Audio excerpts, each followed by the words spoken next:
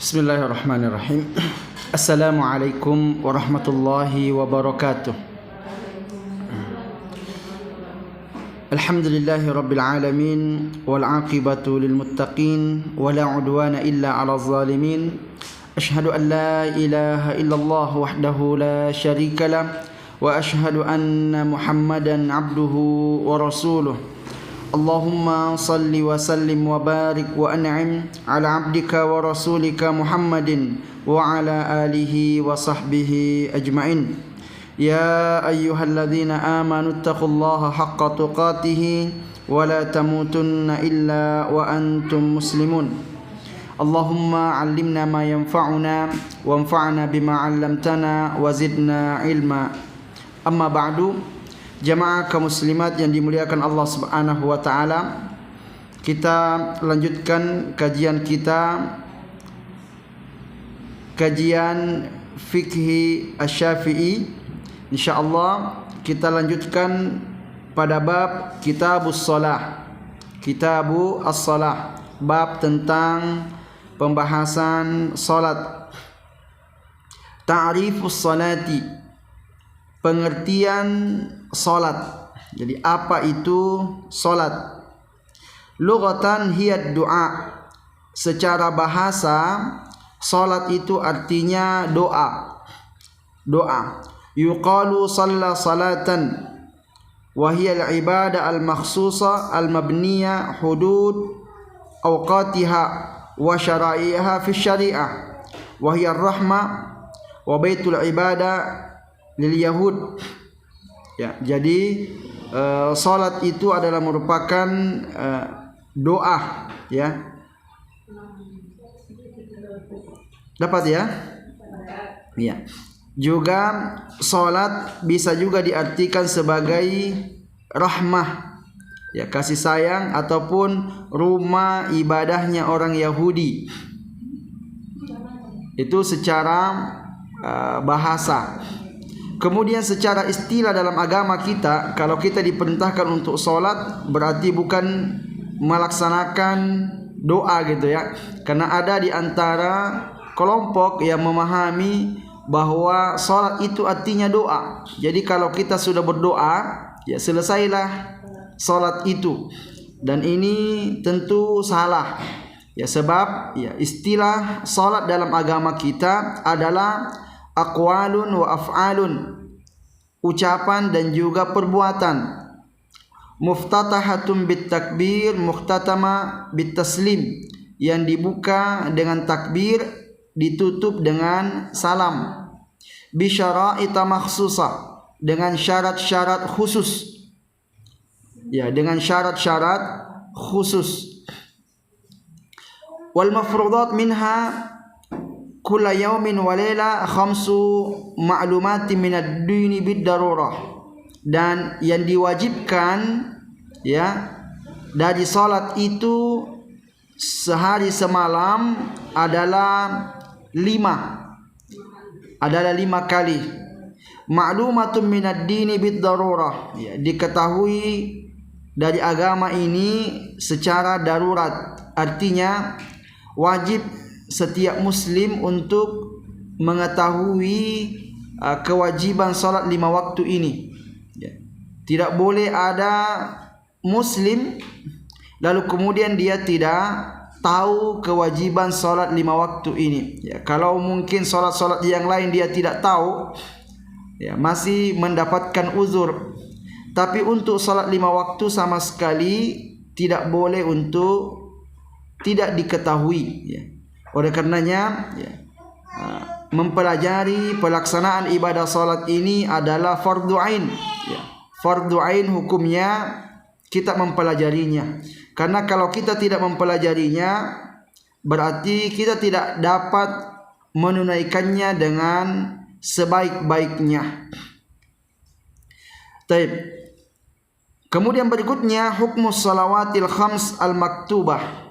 Hukum salat 5 waktu. Hukum salat 5 waktu ini. Hunna fardun, ya. 5 waktu itu hukumnya wajib. Bidalil kitab was sunnah wal ijma', berdasarkan dalil Al-Quran sunnah dan juga ijma'. Jadi memang betul-betul ibadah salat ini adalah kewajiban, ya, kewajiban yang harus untuk ditunaikan.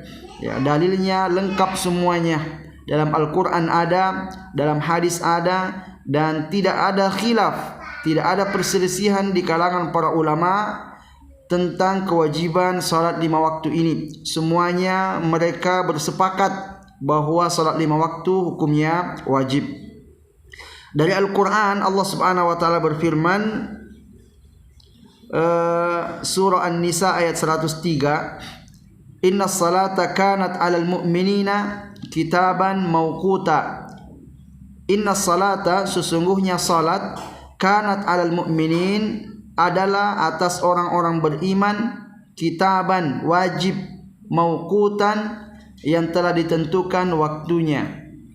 Jadi bahasanya di sini kitaban, ya, secara kataba itu bisa diartikan wajib, sebagaimana puasa kutiba alaikumu as-siyam, ya. Kemudian as-sunnah, adapun sunnah, ya, Nabi sallallahu alaihi wasallam bersabda, ya, ketika mengutus Muadz bin Yaman, ke Yaman, dia berkata kepada Muadz, ud'uhum ila syahadati alla ilaha illallah, ya. Kalau kamu sampai ke sana, ajak mereka untuk bersaksi bahwa tidak ada sesembahan yang berhak disembah kecuali Allah. Ya, kalau ini berarti ajakan untuk masuk Islam. Kemudian wa anni Rasulullah, dan aku adalah utusan Allah. Ya, ajak mereka untuk yakin, percaya bahwa aku adalah utusan Allah.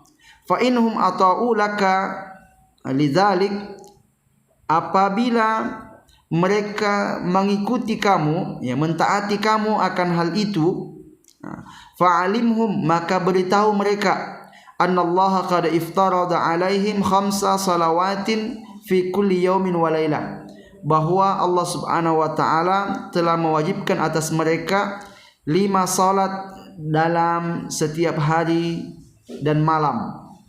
Nah, ini dalilnya bahwa iftarada, Allah mewajibkan, ya, setelah seseorang masuk Islam mengucapkan 2 kalimat syahadat, maka wajiblah atasnya untuk melaksanakan salat 5 waktu ini. Salisan al-ijma', yang ketiga al-ijma', sepakat semua ulama, tidak pernah ada ulama yang berpendapat bahwa salat 5 waktu itu tidak wajib. Semuanya berpendapat bahwa hukumnya wajib, ya, berdasarkan dalil-dalil yang ada. Ajma'atil ummatu ala wujubi salawatil 5 fil yaumi wal lailah, ya, umat telah sepakat akan wajibnya salat 5 waktu dalam sehari semalam. Tentu, ya, siapapun yang menyelisih hukum ini maka dia kafir, keluar dari Islam. Ya, jadi apa yang disepakati oleh semua ulama lalu kemudian ada yang menyelisihinya, maka dia tidak dianggap, ya, tidak dianggap penyelisihannya, dan bisa terancam, ya, dari Islam ketika dia mengingkarinya. Berikutnya mawaqitus shalah. Ketika Islam mewajibkan untuk melaksanakan salat 5 waktu, ya, 5 waktu itu kapan? Ya, maka kemudian pembahasan berikutnya mawaqitu as-shalah, waktu-waktu melaksanakan salat, ya, dari 5 waktu itu kapan saja. Tanqasimu awqatus salati ila qismaini, ya, waktu-waktu salat terbagi menjadi 2 bagian. Waktu maqam wa rafahiyah wa waktu uzrin wa darurah.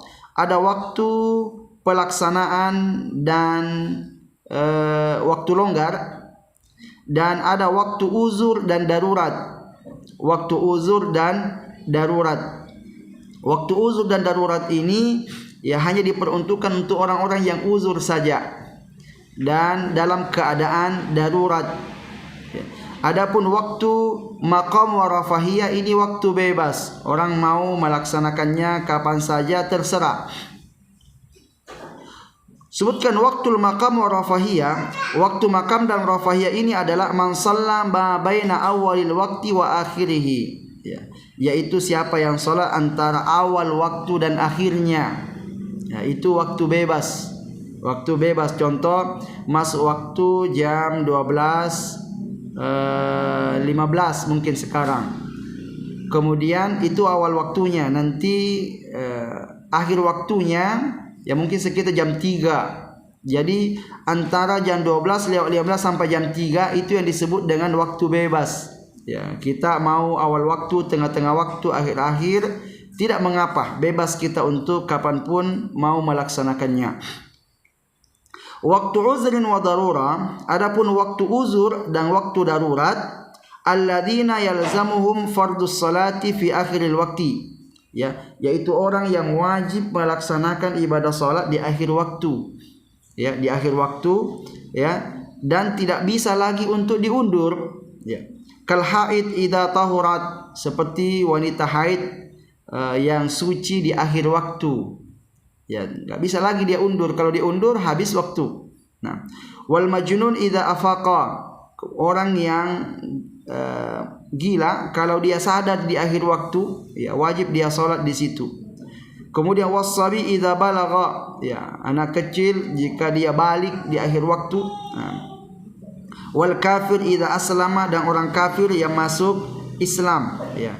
Jadi tidak ada lagi bagi mereka untuk mengundur waktu, ya, karena sudah berada di batasnya, sudah ada di batasnya. Kalau orang yang dia masih jauh, ya, maka masih bisa mengundur, ya, masih bebas, ya, jam 1 boleh, setengah 2 boleh, jam 2 boleh, setengah 3 boleh. Inilah yang disebut dengan waktu longgar.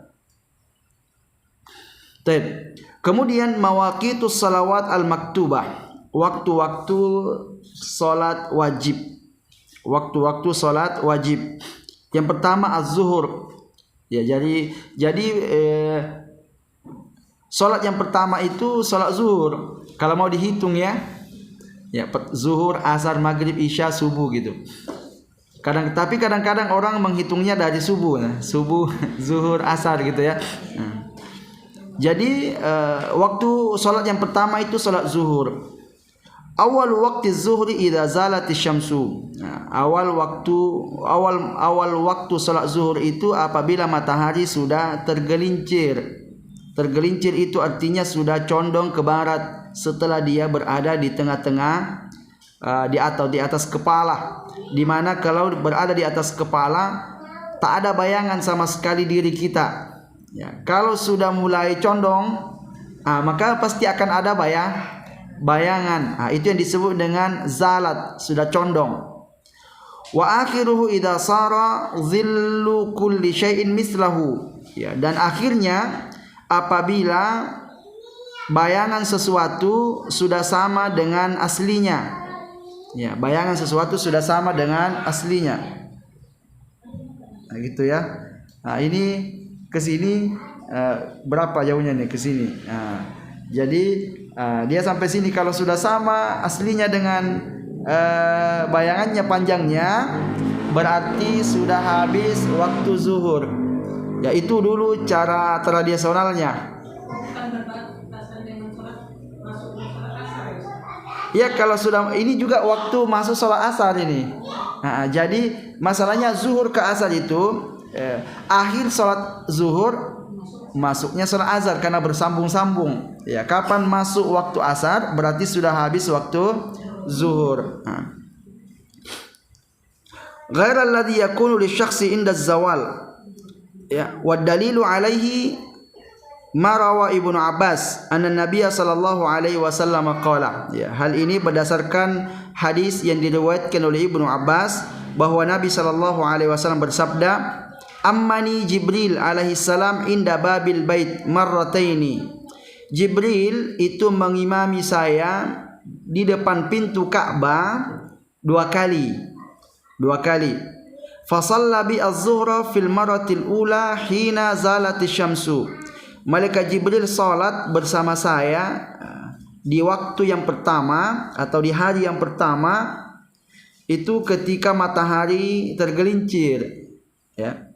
Wal fai'u mislu syirak, dan matahari ketika itu jaraknya antara seseorang dengan bayangannya itu sekitar panjangnya seperti ikat sandal.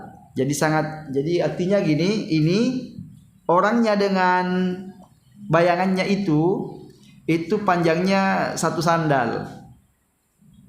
Kalau akhirnya kan jauh kan, 1 meter lebih kan. Nah, jadi artinya kalau zuhur itu mau tahu zuhur keluar, kalau sudah ada bayangannya sedikit di sebelah timur, karena mataharinya kan sudah ke barat tuh. Nah, jadi bayangan kita sebelah timur kalau sudah ada sekitar 1 sandal, berarti itu sudah masuk waktu zuhur. Ya, sudah tergelincir sini, sudah condong ke barat. Ya, awalnya pas di atas kan. Nah, kalau sudah condong ke barat, maka pasti orang itu akan ada bayangannya. Ada bayangannya seperti apa? Bayangannya seperti tali sandal. Nah.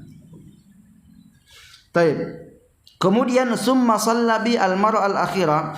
Kemudian malaikat Jibril datang lagi mengimami saya salat zuhur, ya, untuk yang kedua, hina kana zillu kulli syai'in misla.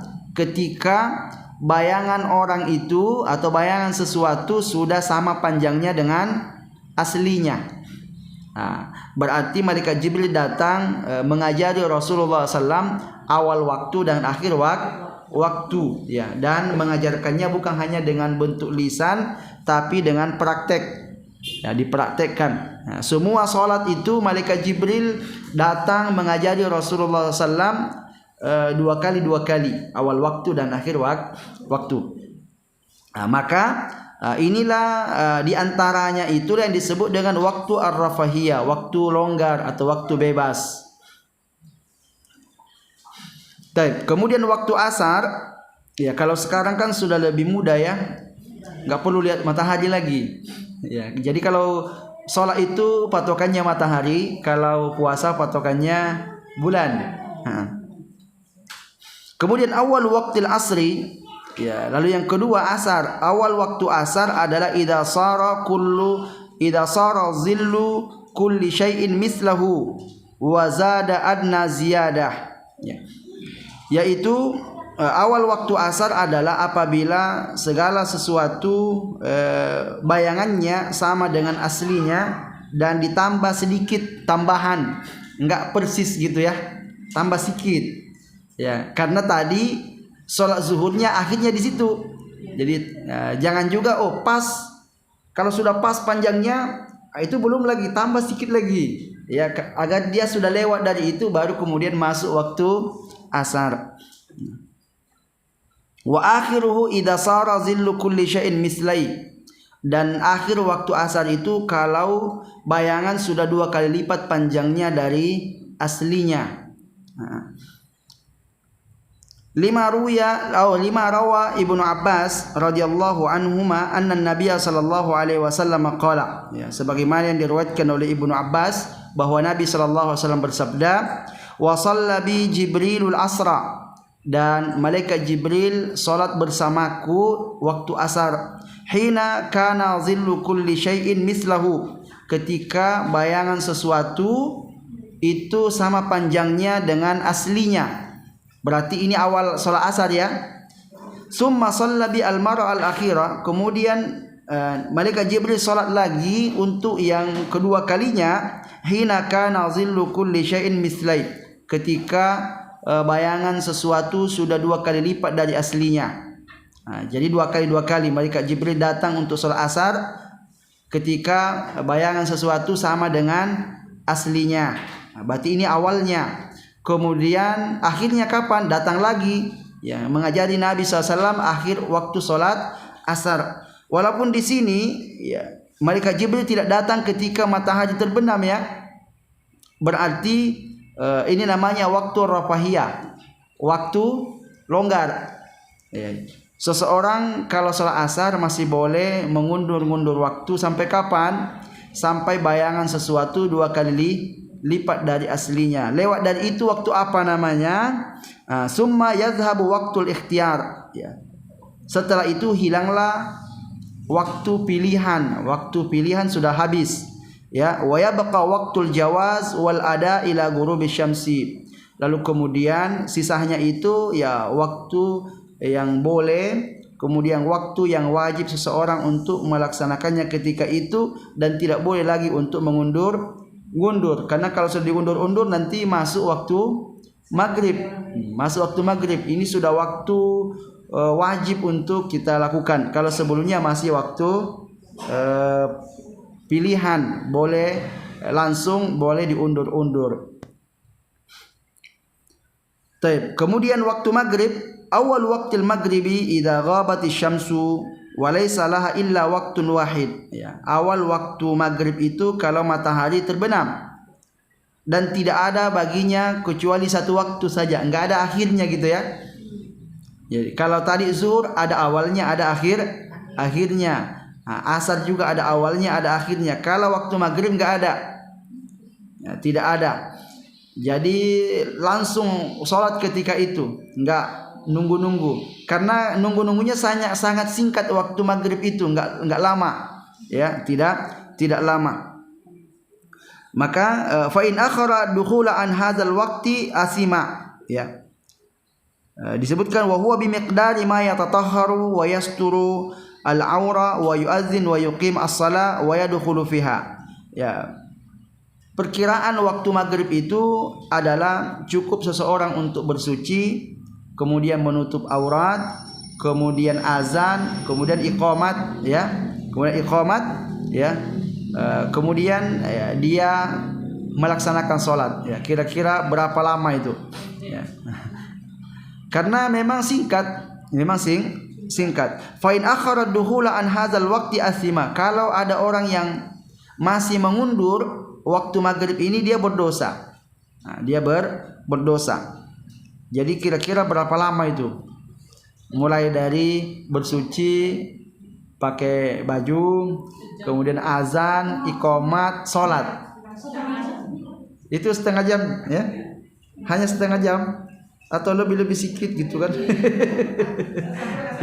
Ya, karena diperkirakan itu habis maghrib sampai isya ya kurang dari 1 jam ya. Ya.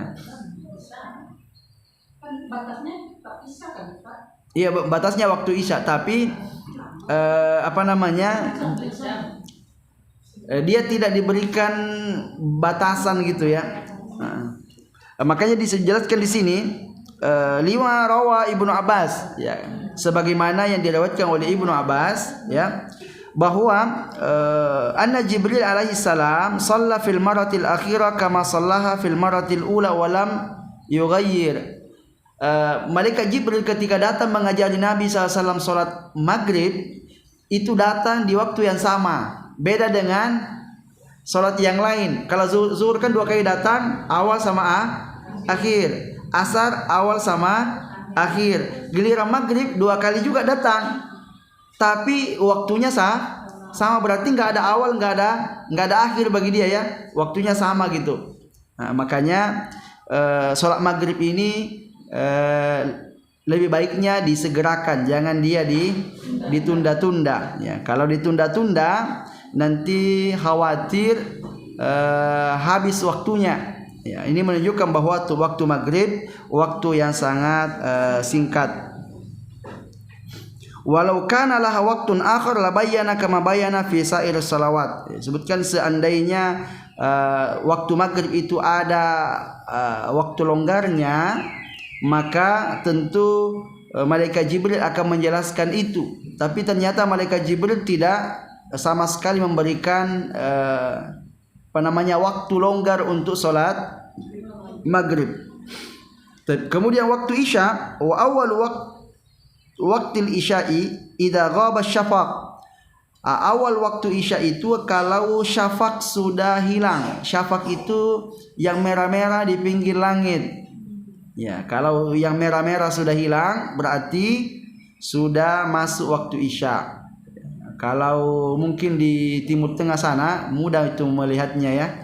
Karena kalau matahari terbenam hilang kan merah-merahnya masih ada ya cahayanya itu. Kalau betul-betul sudah hilang cahaya matahari enggak ada sama sekali lagi sudah gelap, berarti itu sudah masuk waktu isya.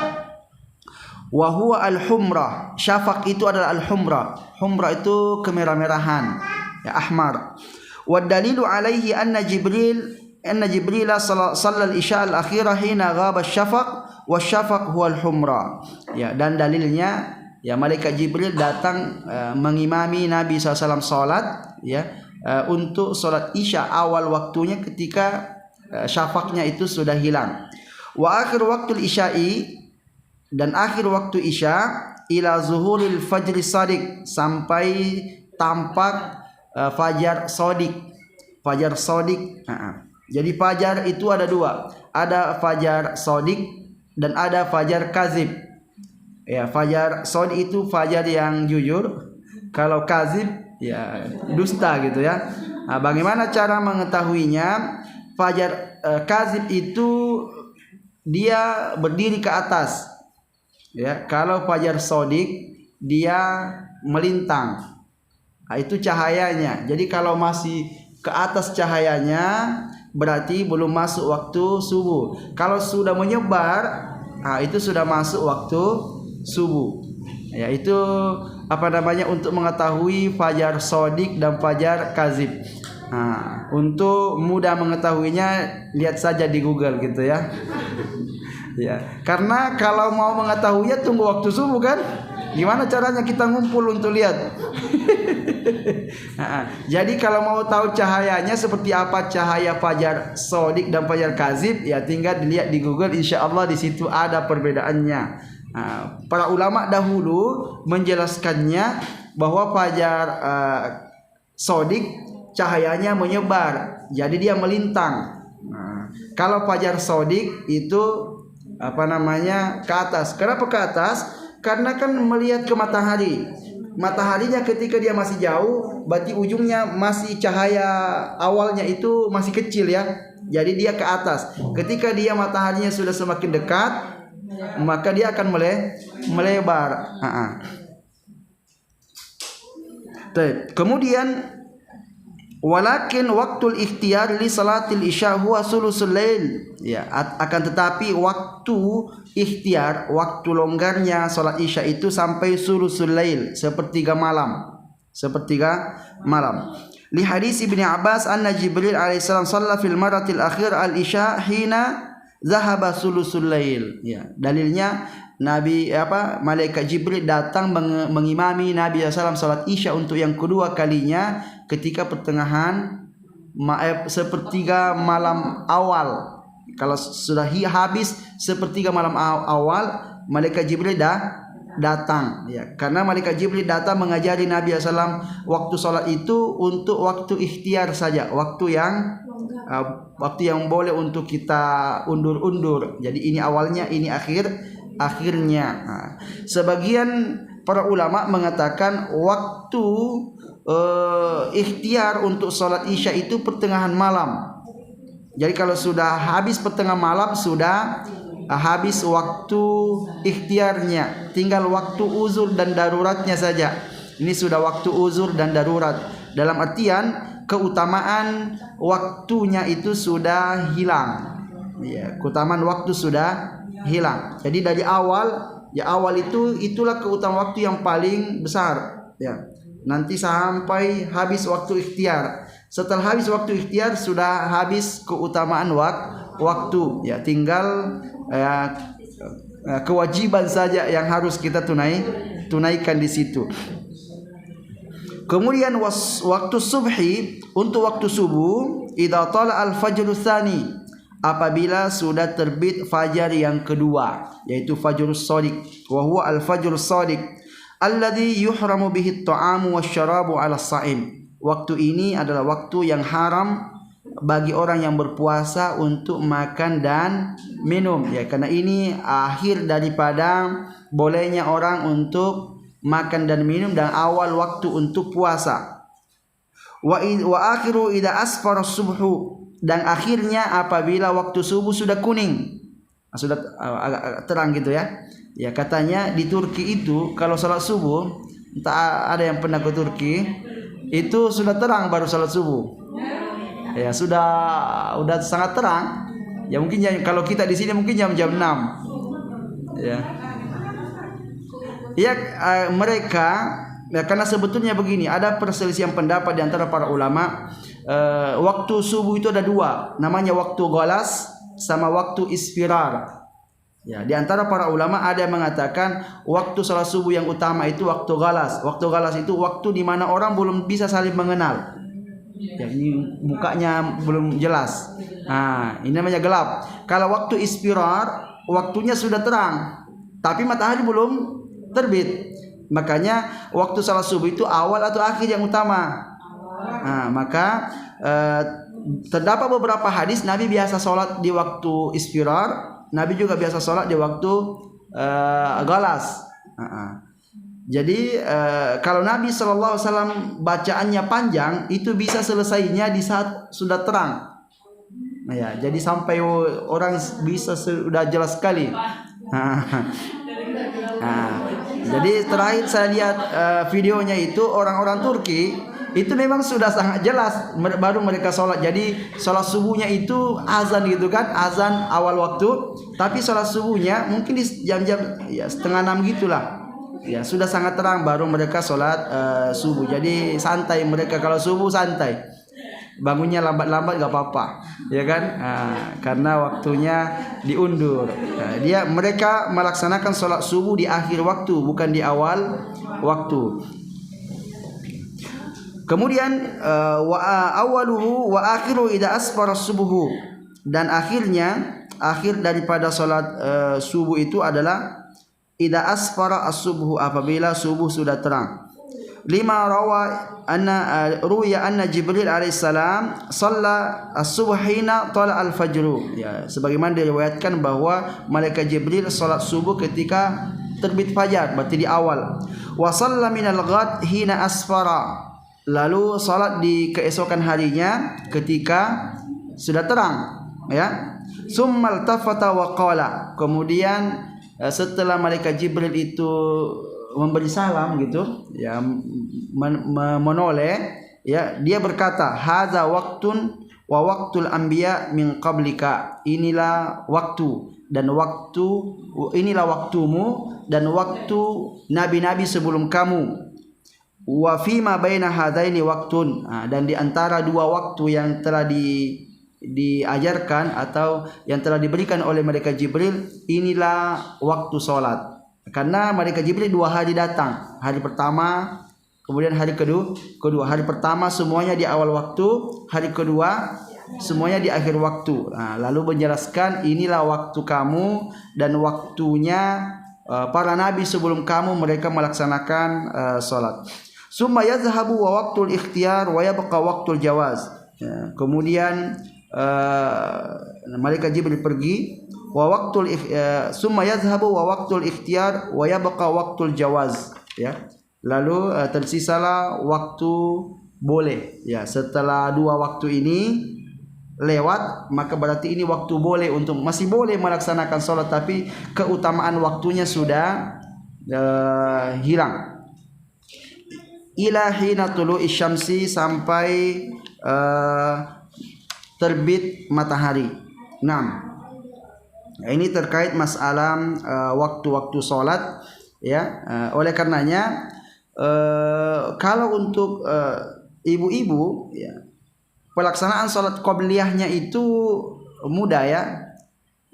Artinya tidak akan hilang, qobliyahnya itu nggak akan hilang.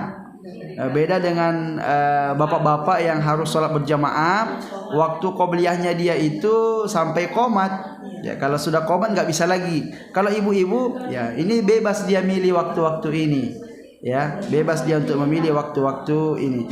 Begitupun sekiranya sholat jamaah di suatu masjid, mau diundur-undur nggak ada masalah. Ya, ditentukan azan, antara azan dengan iqamat 30 menit, nggak ada masalah. Ya, tidak ada masalah. Cuma sekarang kan paling dikasih waktu 10 menit antara azan dengan iqamat. Kalau bisa subuh itu dibuat agak lama. Ya, biar orang tidak tertinggal qobliyahnya. Ya, qobliyahnya. Ada di antara masjid itu dia buat 30 menit. Kalau di Sukajadi 20 menit. Ya, di masjid yang lain, kalau di masjid permanen 15 menit. Ya, 15 menit. Walaupun sebetulnya idealnya 30 menit. Ya, kalau di Mekah berapa menit antara azan dan iqamat? Dia azannya 2 kali. Ya, azan yang kedua. Dari azan yang kedua ke qomat itu lumayan lama juga, mungkin sekitar setengah jam. Ya, sekitar setengah jam. Jadi memang seperti itu. Saat ini banyak yang meragukan waktu subuh. Banyak yang meragukan waktu subuh karena ini kan waktu yang sudah diteliti dan itu waktu abadi ya. Waktu abadi berulang-ulang tanpa diperbaharui. Dan ada sebagian orang yang pernah meneliti bahwa waktu sholat subuh itu terlalu cepat di Indonesia ini. Ya, kalau diteliti dengan melihat fajar sodik itu, ini lebih 20 menit katanya. Ya, jadi hisabnya Muhammadiyah kan ahli hisab ya. Hisabnya Muhammadiyah mengatakan waktu sholat subuh saat kita sekarang yang ada itu terlalu cepat 20 menit. Terlalu cepat 20 menit. Jadi bagaimana caranya supaya dibuat walaupun azannya lebih awal tapi sholatnya pas. Jadi bagusnya minimal diundur 20 menit setelah azan baru iqamat. Itu baru yakin bahwa betul-betul sholat di waktu subuh gitu, di waktu subuh. Jadi seperti itu. Berarti kalau yang di rumah diundur bagusnya. Kalau yang di rumah bagusnya diundur gitu. Agak-agak dekat-dekat. Nah, jangan terlalu masih gelap kali. Ya. Jadi tidak mengapa agak-agak sudah mulai terang-terang gitu baru sholat nggak ada masalah.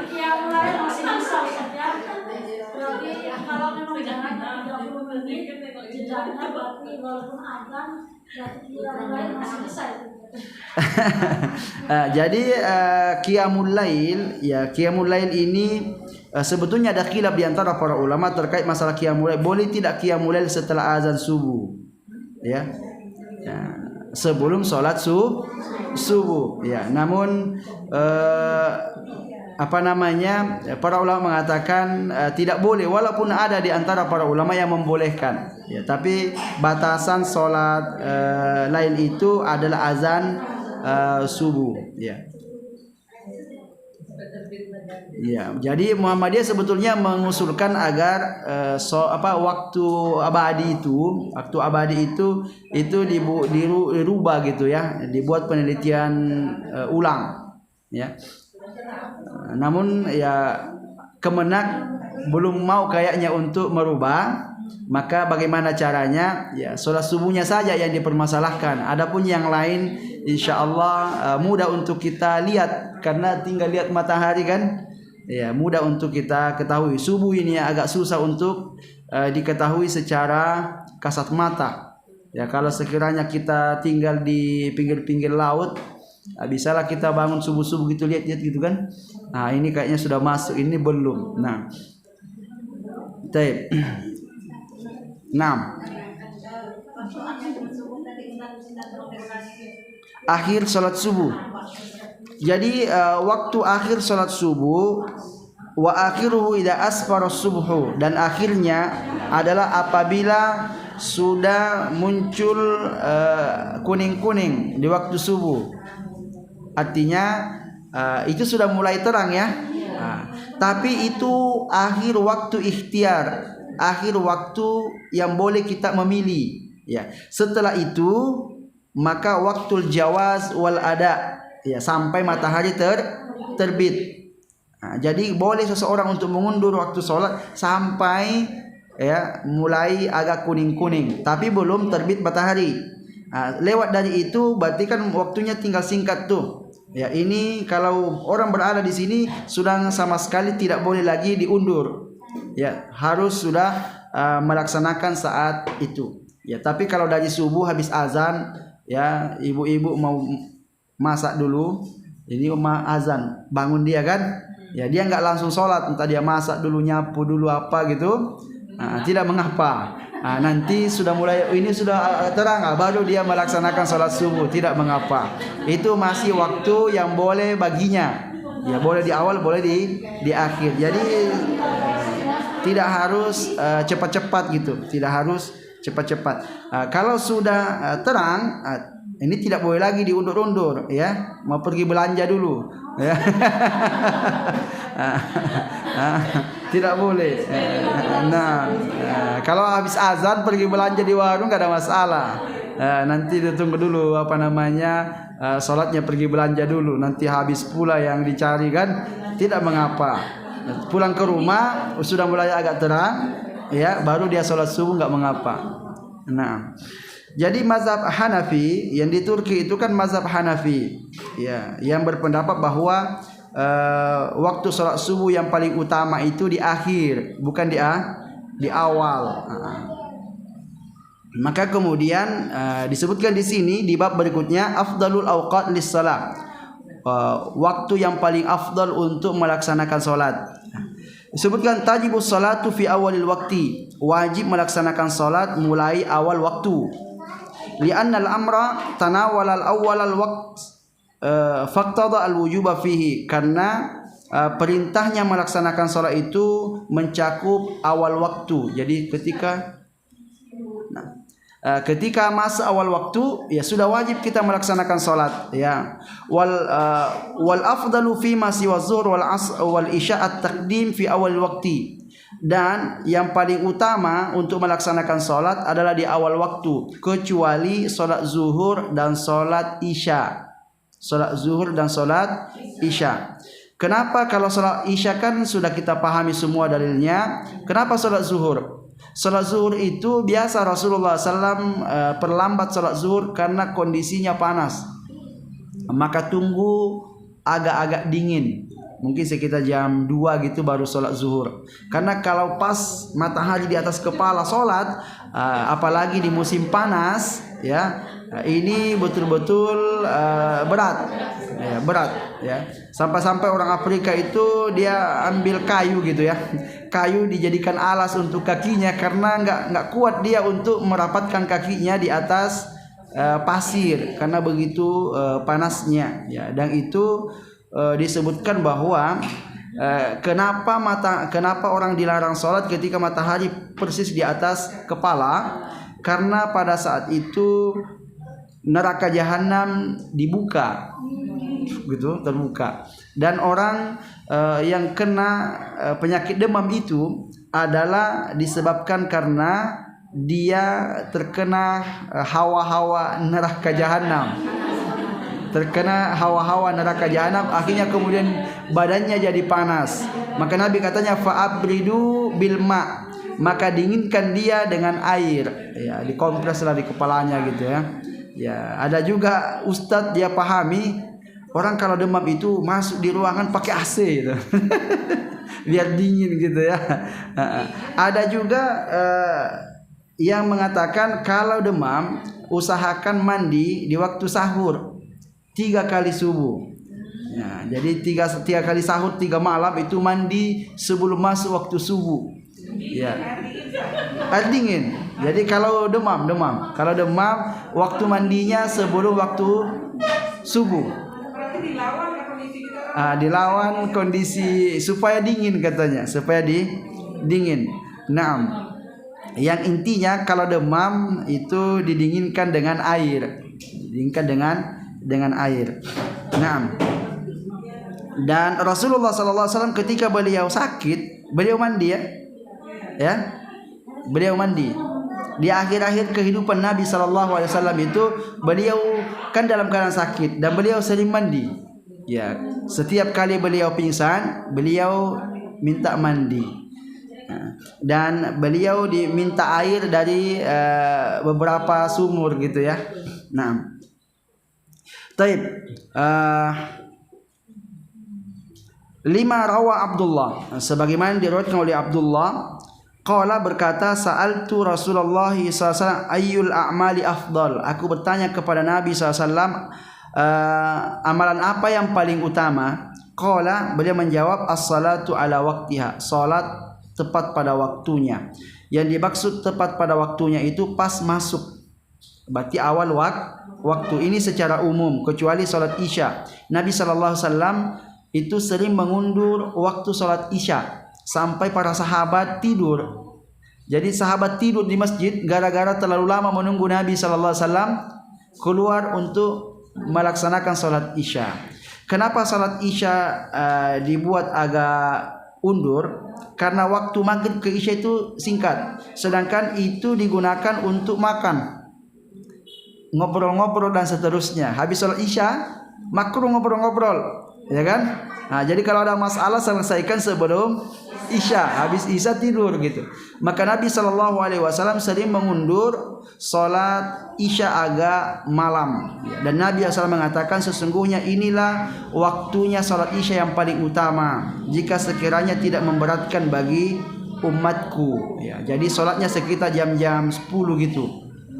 Ya, salatnya jadi segitu waktu. Tapi ini dilakukan, ini berlaku untuk ibu-ibu di rumah, berlaku utama baginya untuk sholat sebelum tidur. Tapi untuk laki-laki jika dilakukan berjamaah, jangan pura beralasan ya, kenapa nggak ke masjid, Bi? Saya mau ambil waktu yang utama tuh. Nggak mau, dia cuma malas ke masjid ya. Kalau umpamanya masjidnya itu sepakat sholat Isyanya jam 10, maka itulah yang utama ya, itu yang utama. Jadi imamnya itu atau muazzinnya iqamat pas jam 10 malam. Jadi awalnya azan di setengah 8 azan, tapi sholatnya jam 10, jadi iqamatnya jam 10, nggak mengapa. Jadi orang di masjid itu lama dia.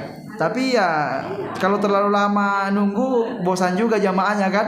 Itu yang menjadikan, itulah yang dikatakan Nabi SAW, seandainya tidak memberatkan bagi umatku. Nah, itulah yang membuat jamaahnya Muaz itu marah. Kenapa? Muaz itu diangkat menjadi imam di kampungnya, tapi syaratnya dia mau jadi imam setelah dia sholat bersama Nabi.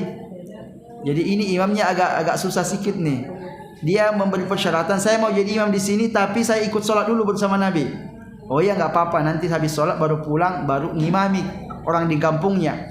Ketika itu Nabi agak lambat sholatnya, jadi agak tengah malam ya. Baru kemudian Muaz pulang. Setelah Muaz pulang, dia baca panjang lagi.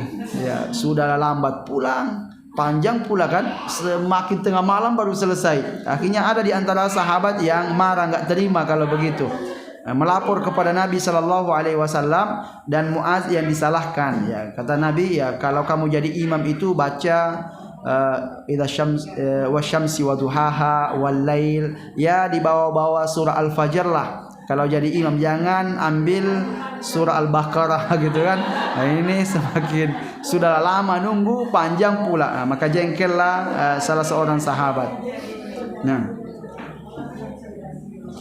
kemudian wala yu'zaru ahadun fi ta'khiris salati an waqtiha illa naim aw nasin aw mukrah.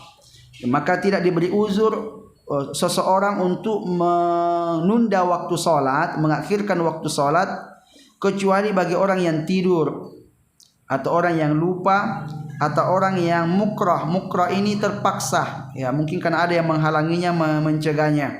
Aw man yu'akhiruha lil jam'i li udhri safari wal matar, atau orang yang mengakhirkan salat dengan tujuan menjamak, jamak takhir, ya, atau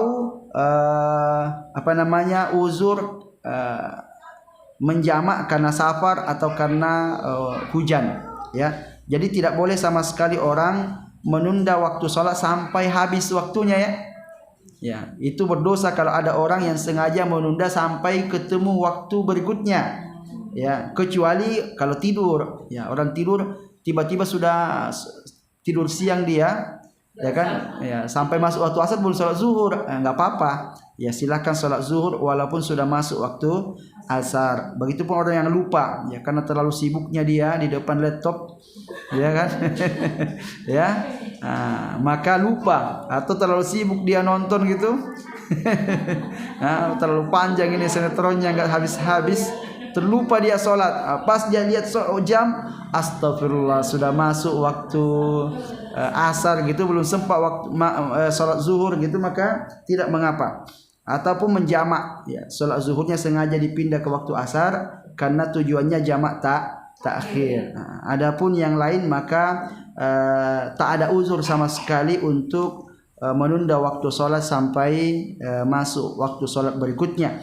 Dan itulah yang disebutkan dalam surah Al-Ma'un, fawailun lil musallin, maka celakalah bagi orang yang salat, alladzina hum an salatihim sahun, yaitu orang-orang yang lalai dari salatnya. Maksudnya lalai dari salatnya itu lalai melaksanakannya pada waktunya hingga masuk waktu berikutnya.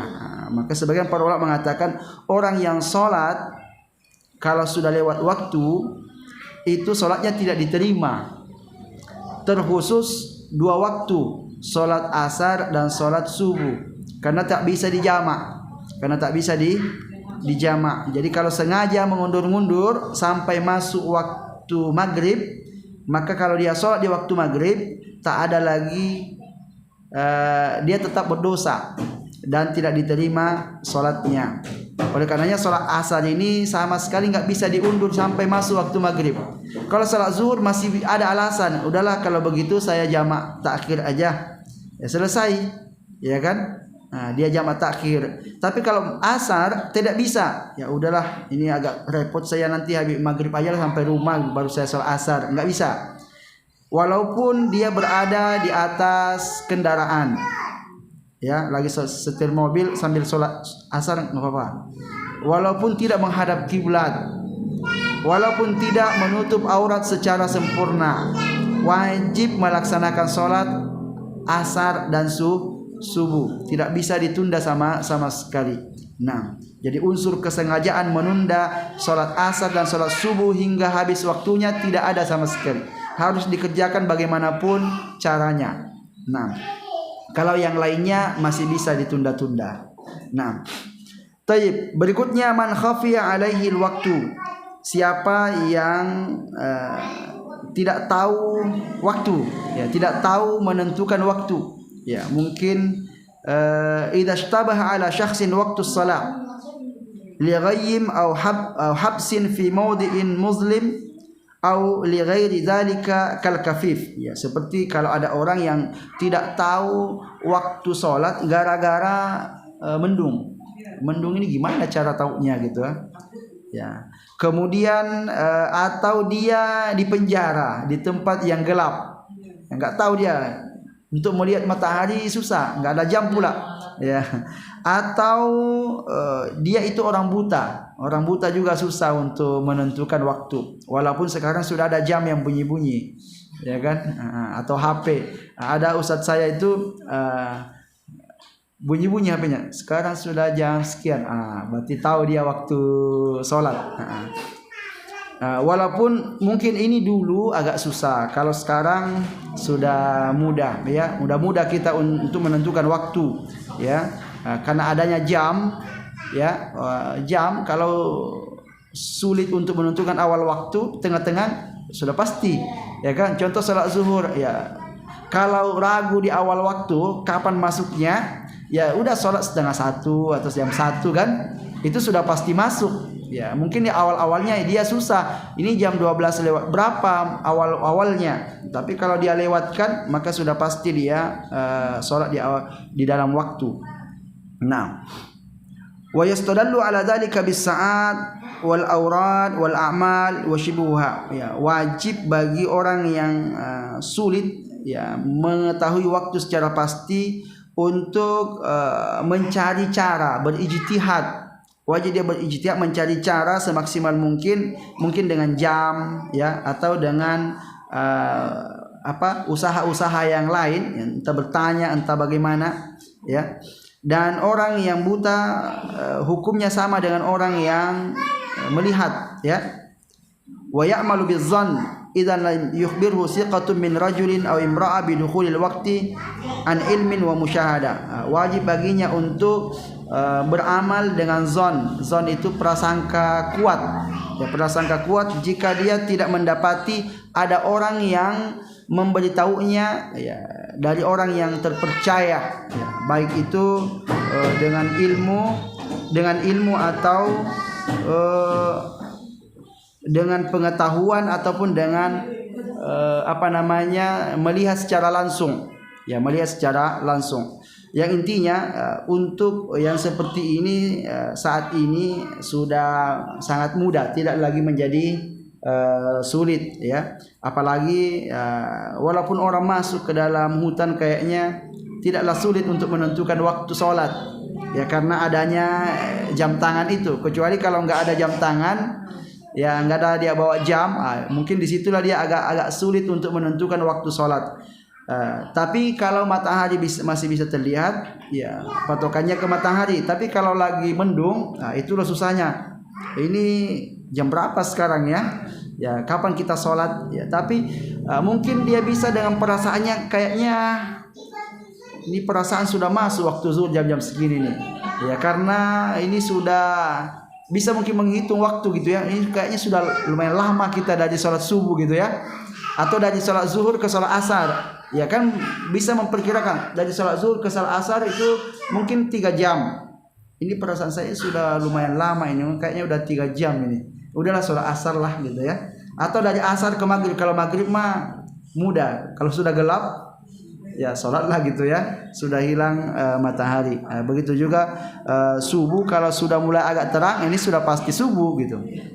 Nah, kemudian waktu ashabil uzri wad darurah, ya, berikutnya waktunya orang-orang yang memiliki uzur dan waktu yang darurat.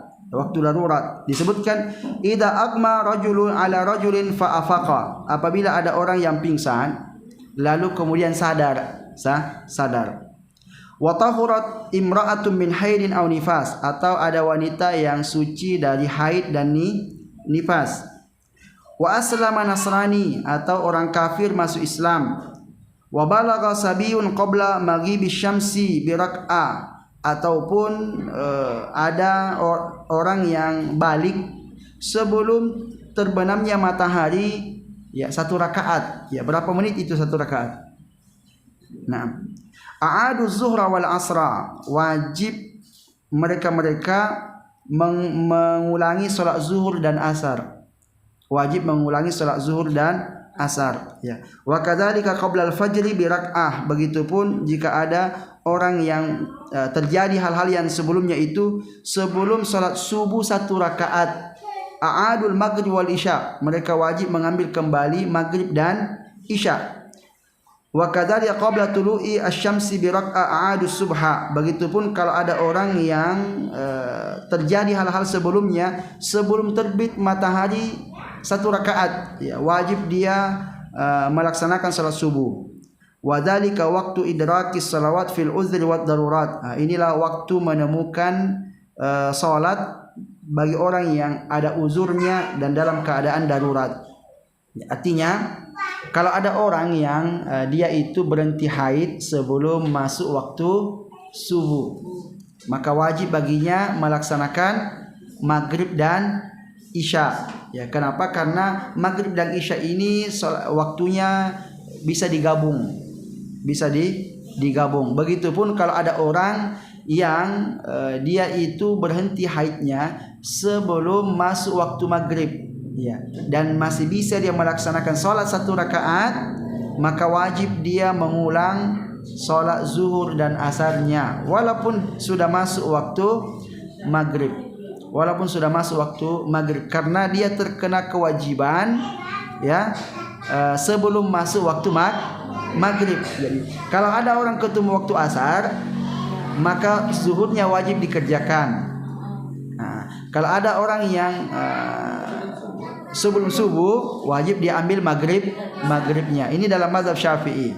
Walaupun sebagian ulama mengatakan tidak wajib mengambil maghrib. Kenapa? Orang dalam maghrib, waktu maghrib saya masih itu kok, masih haid kan? Jadi saya melewati waktu maghrib dalam keadaan saya tidak wajib sholat. Ya. Pas masuk waktu isya baru suci. Berarti saya terkena wajibnya isya aja kan begitu ya? Nah, mestinya begitu. Namun mereka mengatakan tidak. Orang yang mendapatkan waktu isya, maghrib itu bisa dilakukan di waktu isya, bisa ya? Ya. Jadi kalau ada orang mau jamak takhir, kan boleh maghrib itu dia lakukan di waktu isya, berarti masih terkena kewajiban dia untuk melaksanakan sholat maghrib ketika dia suci di waktu isya sebelum masuk waktu subuh. Berapa jaraknya orang dianggap mendapatkan waktu, ya, mendapatkan waktu sebelum masuk waktu berikutnya adalah 1 rakaat. 1 rakaat ukurannya itu 1 rakaat. Kalau sekiranya dia itu takbiratul ihram, kemudian dia ruku, pas ruku azan maghrib atau azan subuh, berarti dia dianggap masih dapat waktu. Yang penting dia dapat 1 rakaat sebelum masuk waktu berikutnya. Jadi kan berarti kan cuma 1 rakaat dapat waktu ya. 3 rakaat berikutnya itu kan dia lakukan di waktu maghrib kan. Ya, enggak apa-apa. Orang ini masih dianggap mendapatkan waktu. Orang ini masih dianggap mendapatkan waktu. Ya? Dituntaskan sholatnya sampai habis. Beda halnya kalau baru takbir Allah, azan gitu, udah selesai. Ya, enggak dapat waktu, berarti tidak dapat waktu. Walaupun sebagian para ulama berpendapat, karena ini juga khilaf ya. Kalau mazhab Syafi'i 1 rakaat, mesti 1 rakaat, dan ukuran 1 rakaat itu kalau dapat ruku. Nah, kalau dapat ruku berarti dapat 1 rakaat. Sebagian para ulama mengatakan yang penting dapat takbiratul ihram, Allahu Akbar, azan. Enggak apa-apa, lanjut aja sampai selesai. Nah, itu ukuran orang dianggap mendapatkan waktu. Nah, jadi kalau umpamanya ada orang lambat sholat asar, masih dapat 1 rakaat, kemudian sholat waktu maghrib, berarti masih sholat di waktu asar. Tapi kalau tidak lagi, sudah azan belum lagi apa-apa gitu kan, baru pakai mukena udah azan. Nah, ini orang kalaupun dia sholat asar tetap berdosa dan tidak diterima sholatnya, karena dia sholat sudah di luar waktu. Sebagaimana dia sholat sebelum waktu, diterima tak diterima kan? Kalau dia sholat sebelum zuhur, anggaplah sebelum zuhur jam 11 sudah sholat zuhur, cepat, nggak bisa, tidak diterima. Maka setelah asar pun orang yang sholat asar tidak diterima. Ya. Lalu apa yang dia buat? Bertaubat kepada Allah Subhanahu wa taala. Bertaubatlah dia kepada Allah Subhanahu wa taala, dan rugilah dia dengan kerugian yang sangat besar. Ya, jangan anggap bahwa kalau enggak perlu sholat lagi, alhamdulillah lah. Ya, dia makin berpikir, jadi enggak bisa sholat lagi, Ustaz. Kalau sudah masuk waktu maghrib, sholat asar enggak bisa lagi sholat asar. Kalau sholat ya percuma. Ya percuma. Dia sudah dapat wailun lil musallin. Sungguh celaka orang yang sholat. Kalau dia tak celaka, ya berarti enggak apa-apa sholat. Kalau sholat tetap celaka, berarti percuma sholat. Tak ada pengaruhnya sholat itu. Jadi enggak usah sholat. Apa yang harus dibuat? Taubat aja. Wah, enaklah kalau begitu. Ya tinggal taubat aja, selesai. Bukan enak. Terluput 1 waktu sholat itu ruginya besar. Besar. Mungkin saja dosanya diterima di sisi Allah, diampuni oleh Allah karena dia bertaubat, tapi terlewatnya 1 waktu sholat dia tidak sholat, itu adalah merupakan kerugian yang sangat besar sekali. Nah, maka kalau sekiranya dibolehkan untuk sholat, lebih enak lagi. Nggak ada masalah kalau gitu, sengaja aja kan. Sengaja aja kita, untuk saat ini lagi sibuk, saya adalah sholat asarnya nanti waktu maghrib aja, ya kan? Kalau sekiranya sholatnya diterima kan, enaklah kalau begitu orang nunda-nunda sholat. Pokoknya kalau lagi sibuk tunda aja, masih ada lagi waktu berikutnya untuk kita bisa melaksanakannya. Makanya dibatasi, tidak bisa orang sholat setelah waktunya lewat. Kecuali yang ada uzurnya tadi, orang yang tidur, orang yang lupa, orang yang mukrah, dan orang yang mau menjamak. Itu baru boleh. Yang lainnya tidak. Kalau sengaja tidak boleh sama sekali. Nah. Misalnya ada zuhur sama asar itu kan bisa lah ya kita jamaah. Iya. Nah misalnya ada kondisi darurat kita safar, Ustaz, naik kendaraan. Nah, ya orang ini kan kadang-kadang nggak bisa kita kendalikan untuk sampailah masuk waktu maghrib misalnya. Nah, seperti yang saya katakan tadi, ini supirnya mungkin nggak bisa kita berhenti ya, nggak bisa gitu misalnya. Nah ini bagaimana kita lanjut aja lah dalam kendaraan itu untuk supaya sampai ibaratnya supaya masuk maghrib kita ini bisa kita dapat bisa seperti itu, Ustaz. Tidak bisa. Sholat di atas mobil bagaimanapun caranya. Sholat di atas mobil bagaimanapun caranya.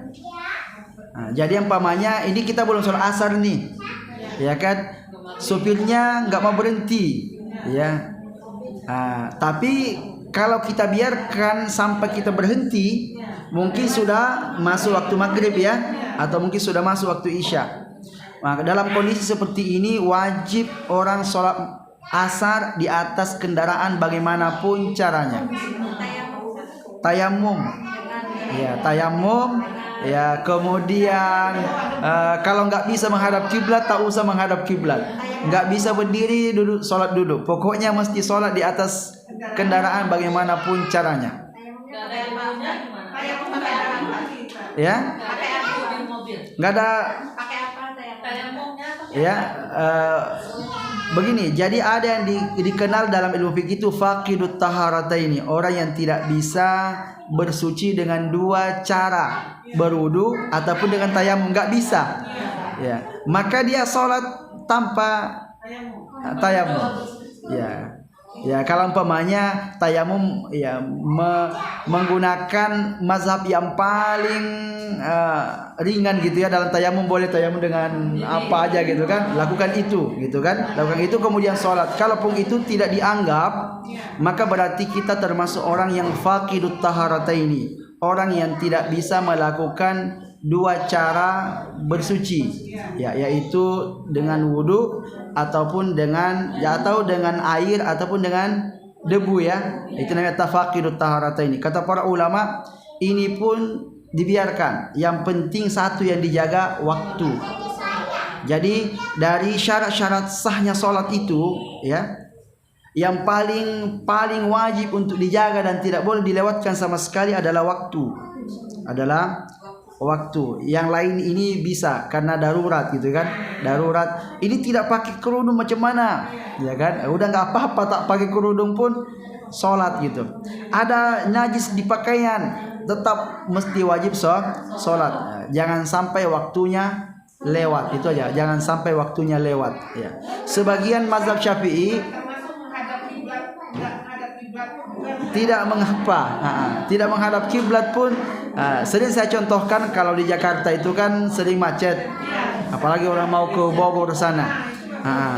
Jadi kita dalam keadaan nyupir mobil, nggak mungkin kita turun sholat karena nanti orang belakang pip gitu. Ya, tapi kita mau sholat di tempat tujuan udah lewat, ya sudah sholat dalam keadaan nyupir mobil. Ya, jadi mungkin tayamum lah sholat. Ini menghadap ke timur pula nggak apa-apa menghadap ke timur. Ya, jadi bagaimana cara sholatnya sambil megang setir gini, ya. Kemudian kita baca Allahu Akbar. Ya, kemudian kita baca ruku tunduk sedikit. Ya, sujudnya lebih rendah lagi sedikit. Ya. Iya paling. Jadi kan memang orang sholat di atas kendaraan itu seperti itu caranya. Adapun ini kenapa nggak gini? Ini kan hukumnya sunnah ini. Ya, jangan pula sunnah nanti nabrak pula gitu kan. Nah, jadi meletakkan tangan di atas dada ini hukumnya sunnah saja. Jadi nggak apa-apa sambil begini. Nah,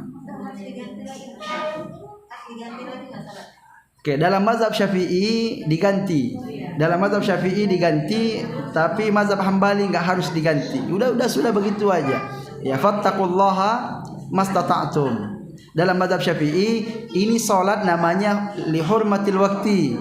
Melaksanakan salat untuk menghormati waktu. Ya, dalam mazhab Syafi'i ini diganti yang begini, disuruh qadha lagi yang sempurna. Nah, tapi kalau kita baca fatwanya Syekh bin Baz, Syekh Utsaimin, tak perlu diganti.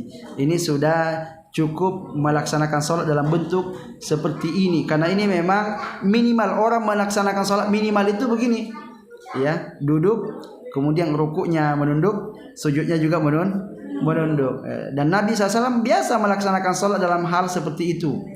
Ya, kalau beliau sholat sunnah tapi ya sholat sunnah di atas kendaraan, Nabi sering melaksanakan sholat sunnah di atas kendaraan.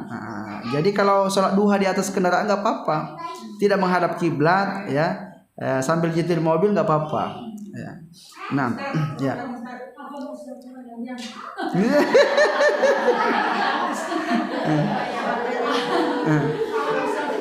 Untuk memahami tentang waktu sholat isya itu kan ketika mereka mengulang dan ada ketika terbit fajar, tapi ada yang berpendapat bahwa batas waktu sholat isya itu ketika pas jam 12. Alasannya karena jam 12 itu sudah termasuk hitung ganti hari. Itu gimana? Jadi para ulama mengatakan waktu ikhtiar, habis waktu ikhtiar, waktu untuk mengundur-mundur itu sehingga dia masih dapat keutamaan waktu sampai pertengahan malam. Ya, kalau di sini tadi bukan pertengahan malam ya, sepertiga malam pertama. Ya, kalau sudah habis sepertiga malam pertama berarti sudah habis waktu ikhtiar. Di antara para ulama ada yang mengatakan sampai pertengahan malam. Tapi secara umum waktu sholat itu hingga ketemu waktu sholat berikutnya. Namun dari jam 12 sampai waktu subuh itu ini waktu yang tak utama lagi, tapi masih boleh. Ya, hanya waktu wajib namanya, waktu wajib. Ya, jadi nggak mengapa kalau ada orang mau sholat isyaknya jam 2, jam 3 nggak ada masalah. Tapi dia mendapatkan keutamaan waktu atau tidak lagi. Ya, dia hanya boleh untuk melaksanakan, masih boleh untuk menunaikan waktu sholat isya. Ya, tapi dibatasi sampai tengah malam, itu waktu yang dapat keutamaan.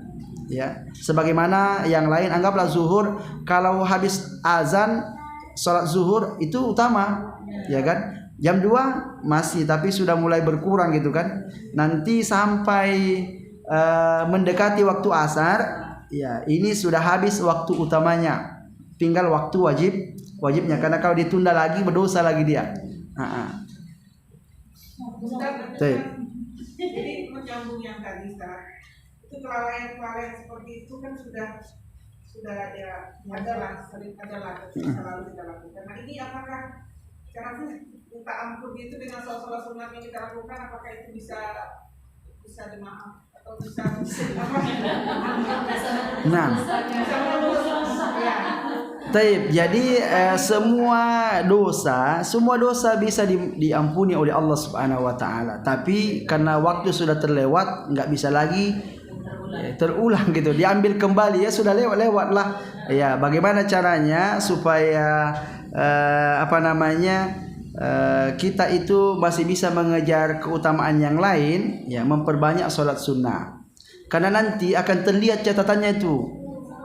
Nanti kan ketika sholat diperiksa, ya kan kelihatan, oh ini ada yang bolongnya, ini ada bolongnya, ya kan? Maka untuk menutupi bolong-bolong ini diambil dari sholat-sholat sunnah, tutupi yang bolong-bolong itu. Jadi supaya nilai dari sholat itu sempurna. Jadi itulah tujuan daripada sholat sunnah. Begitu bahasanya dalam hadis bahwa yang pertama kali nanti akan dihisab oleh Allah pada hari kiamat dari amalan seorang hamba adalah sholat. Kalau sholatnya baik, baiklah semua amalannya. Kalau sholatnya rusak, rusaklah seluruh amalannya. Ya, lalu kemudian disebutkan Allah Subhanahu wa taala akan berkata kepada malaikat, "Coba kamu periksa amalan salatnya, apakah sempurna? Jika kiranya tidak sempurna, coba kamu lihat salat-salat sunnahnya, ada tidak salat sunnahnya? Kalau ada salat sunnahnya, ambil salat sunnahnya itu, tempelkan ke salat wajibnya." Sehingga nanti salat-salat wajibnya itu tidak ada yang kurang jadinya. Kalau ada kurangnya, disitulah susahnya. Ya, disitulah susahnya karena akan berpengaruh pada amalan-amalan yang lainnya, dan semua amalan itu begitu. Ya, puasa ditutupi oleh puasa sunnah, zakat ditutupi oleh sedekah, haji ditutupi oleh umrah. Dan seperti itu disebutkan, dan semua amalan akan diperlakukan seperti itu, bahwa amalan sunnahnya akan menutupi kekurangan yang wajibnya. Jadi kalau sekiranya dosa-dosanya yang meninggalkan sholat itu diampuni oleh Allah, ya kan? Ya, itu tadi kelemahannya, ya, dia terluput dari keutamaan-keutamaan yang banyak. Ya. Nah, seperti yang kita sebutkan sebelumnya hadisnya, orang yang luput sholat asar itu, ya, seperti orang ruginya itu seperti orang yang kehilangan semua hartanya dan kehilangan semua keluarganya. Jadi dia hiduplah sebatang kara gitu kan. Nah, seperti itu ruginya. Ya, adakah orang yang mau rugi begitu? Tentu nggak mau. Ya, kalau begitu jangan tinggalkan satu waktu sholat. Ya, satu waktu sholat itu segitu ruginya. Kalau 5 kali, waduh, sungguh sangat luar biasa. Nah. Kan tadi ada disebutkan tidak ada alasan seorang untuk mengakhirkan waktu sholat kecuali yang tertidur, lupa tadi seperti. Ya. Gimana kalau kondisinya sangat capek, dia mengantuk sekali, dia tidur dulu kan? Karena kalau di masa sholat pun nggak konsentrasi gitu kan? Itu macet nggak alasannya? Ini kalau sekiranya dia itu menjamak takdim, ini masuk. Kalau di jamak takdim, ya. Jadi contoh maghrib gitu ya, sampai maghrib dia capek kali, dan dia kalau nunggu waktu isya nggak kuat, nggak apa-apa dia takdim sholat isyanya di waktu maghrib, ya, sholat maghrib, habis itu sholat isya, habis itu tidur sampai subuh. Ya, tapi kalau ditakhir, bisa juga jamak takhir gitu ya. Ya, contoh ini nggak kuat sampai waktu maghrib tapi capek kali, udahlah sholat maghrib dan isyanya nanti. Kalau yang hukum-hukumnya di jamak ini boleh. Tapi harus diniatkan dari awal itu saat di jamak kan kayak gitu. Iya, diniatkan saya mau jamak takhir gitu, atau saya mau jamak takdim. Kalau misalnya waktunya kan banyak kayak tidur asar gitu kan banyak waktunya. Niatnya cuma tidur sebentar gitu kan. Kayak gitu tanpa niat mau menjamak kayak gitu. Jadi tidur, kalau tidur di waktu zuhur mau tidur dulu sedikit, nggak ada masalah kan, waktunya masih boleh untuk diundur kan? Karena artinya dia berada di waktu yang boleh untuk diundur. Ya, tapi kalau kebablasan, ya ketiduran namanya. Dapatlah dia uzur kan? Dapatlah dia uzur, tidak mengapa dia lakukan di waktu asar salat zuhurnya. Jadi bukan jamak takhir. Bukan jamak takhir, tapi dia melaksanakannya dengan uzur tadi karena ketiduran. Kalau sekiranya dia bisa memprediksi, ya insya Allah saya bisa bangun di jam 2 atau sebelum asar gitu ya. Ya, dengan berbagai macam cara, pasang alarm lah, atau nitip sama keluarga, tolong bangunin saya ya sebelum asar, nggak ada masalah. Tapi kalau dia memperkirakan dalam pikirannya kalau saya tidur ini bablas ini, maka tidak boleh, karena itu ada unsur kesengajaan, karena dia sudah tahu dirinya akan terlewat. Jadi ada unsur kesengajaan, ya. Jadi tidak bisa dia diberikan uzur tertidur karena sengaja dia pergi tidur. Sengaja dia pergi tidur. Jadi seperti itu. Tanpa kita safar segala macam jamak itu boleh tidak? Nah, jadi tanpa safar atau tanpa alasan apapun boleh hukumnya. Di rumah aja. Ya, di rumah aja. Boleh. Boleh sesekali. Ya, sesekali boleh. Nah, walaupun para ulama mengatakan illatnya atau sebabnya orang boleh jamak itu adalah masyaqqah, ada kesulitan keberatan untuk sholat setiap waktu. Ya, kapan itu ada? Ya tentu beda-beda kondisi orang. Jadi terserah. Nabi SAW pernah melaksanakan sholat jamak di Madinah tanpa ada sebab sama sekali. Akhirnya kemudian Ibnu Abbas ditanya, kenapa Nabi melakukan itu? Jawabannya Ibnu Abbas, Nabi tidak ingin memberatkan umatnya. Akhirnya para ulama mengatakan berarti hukumnya boleh sesekali. Ya, boleh sesekali boleh. Jadi sekiranya gini, mungkin pergi ke mall gitu kan. Pergi ke mall, ya lagi ke mall, dia pergi belanja gitu. Aduh, ini kalau pergi lagi turun dari ke bawah ke musola pergi sholat agak berat gitu. Nah, belum selesai pula belanjaan nih. Udahlah saya jamak dulu hari inilah. Nah, sesekali begitu boleh. Iya, kan gak tiap hari juga ke mall kan? Atau maghrib ke isya, karena maghrib ini dekat waktunya ke isya, akhirnya kemudian di jamak saja, jamak takhir sajalah, itu hukumnya dibolehkan. Nah, atau apalagi jika memang ada alasan-alasan tertentu untuk dia menjamak takhir atau menjamak takdim, hukumnya boleh. Ya, jadi atau sebelum pergi ke mall, kayaknya ini agak lama saya di mall ini, muter-muter ini banyak ini kebutuhan nih. Akhirnya dia sholat zuhur plus sholat asar di rumahnya. Habis itu pergi ke mall. Jadi sholat asarnya sudah selesai. Nah, di umum itu tempat wudhunya itu antri apa terbuka tempatnya gitu. itu di antara alasan masyaqqah itu. Alasan-alasan kesulitan ya. Nah, apalagi kalau mau menikah atau menikah dia tampil di depan gitu kan. Itu boleh. Make upnya itu ada kesulitan lah, pasang make up baru lagi kan. Nah, itu diantaranya beberapa masyaqqah yang bisa dijadikan alasan. Kan nggak setiap bulan pengantin kan.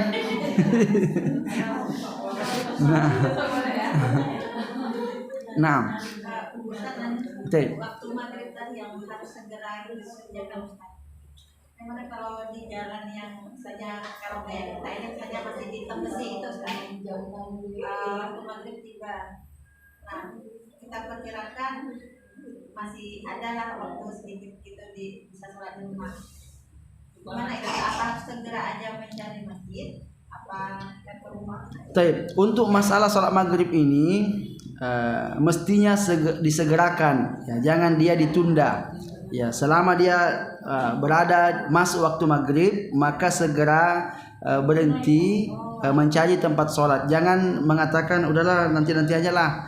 Jadi karena tidak ada sebetulnya uzur untuk mengatakan nanti untuk sholat maghrib. Ya, kalau untuk sholat yang lain bisa. Ya, sebab tidak diberikan jeda. Nabi SAW tidak diberikan jeda oleh malaikat Jibril melaksanakan sholat maghrib. Jadi kalau sudah tiba waktu maghrib, mestinya setiap orang itu segera ya berupaya untuk menunaikan sholat maghrib tanpa dia tunda-tunda lagi.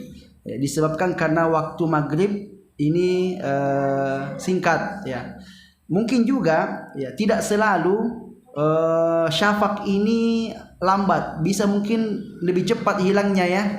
Ya, mungkin ada orang memperkirakan maghrib itu kan masuk jam 6. Syafaq itu jam 7, mungkin 15 baru masuk. Tapi bisa mundur. Bisa mundur syafaqnya itu lebih cepat hilang. Ya, bisa jam 7 sudah hilang. Ya, sehingga sudah masuk waktu Isya. Karena ini yang sulit untuk kita prediksi, maka oleh karenanya sholat maghrib mesti disegerakan. Berbeda dengan waktu-waktu yang lain.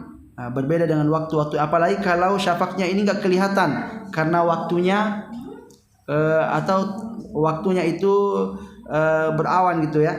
Jadi sulit untuk kita melihat syafaq itu. Oleh karenanya untuk sholat maghrib lebih tekankan agar disegerakan. Kalau sudah masuk waktu maghrib, segera pergi sholat maghrib, jangan lagi menunda-nunda. Nah, jadi lebih baiknya ya mampir aja dulu sholat maghrib daripada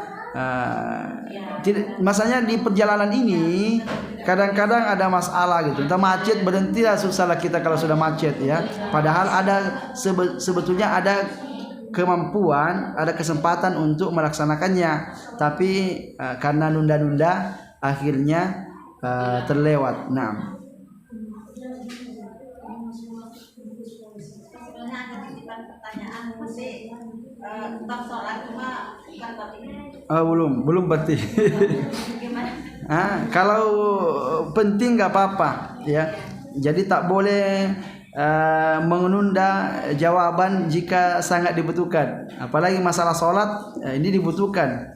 Jangan sampai gara-gara ditunda jawabannya, salahlah dia sampai minggu depan kan. Nah, Salah berjamaah kan. Keutamaan orang yang di belakang imam itu kan.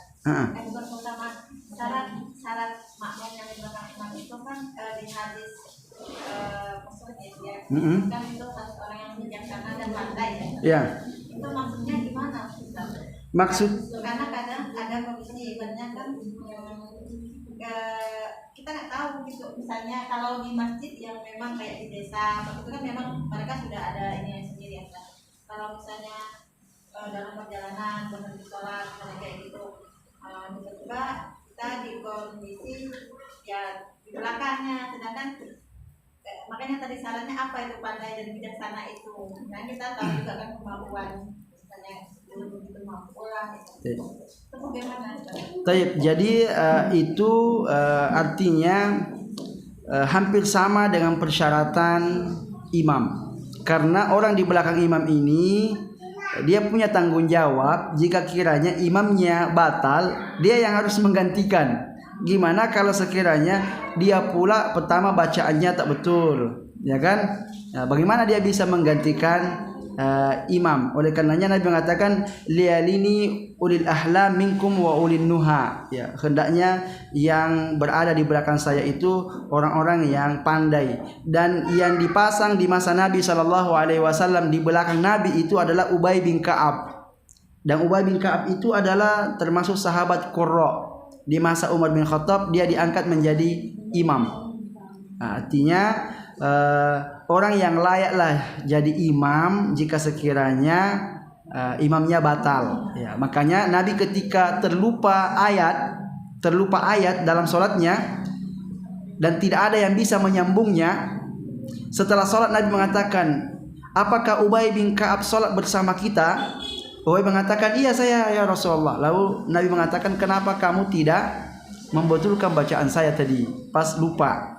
Ya, lalu di masa Umar bin Khattab ada orang yang sholat pas di belakang imam. Lalu kemudian Ubay langsung tarik dia.